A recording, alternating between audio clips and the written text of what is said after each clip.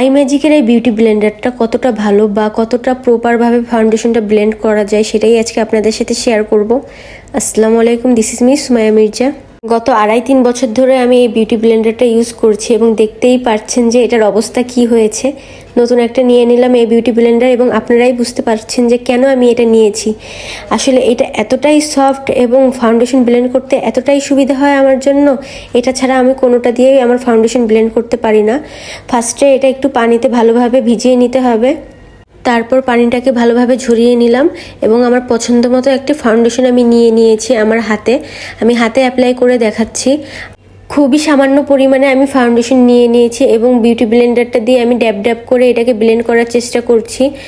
কি সুন্দরভাবে ফাউন্ডেশনটা ব্লেন্ড হয়ে যাচ্ছে, আর এত রিজনেবল প্রাইসে এত সুন্দরভাবে ব্লেন্ড করার জন্য আমার কাছে বেস্ট একটা বিউটি ব্লেন্ডার এটা মনে হয়।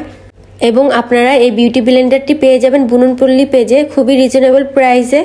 পেজের লিংক এবং স্ক্রিনশট আমি আমার ভিডিওতে অ্যাড করে দিচ্ছি, আপনারা সেখানে নক করলেই পেয়ে যাবেন এই বিউটি ব্লেন্ডারটি।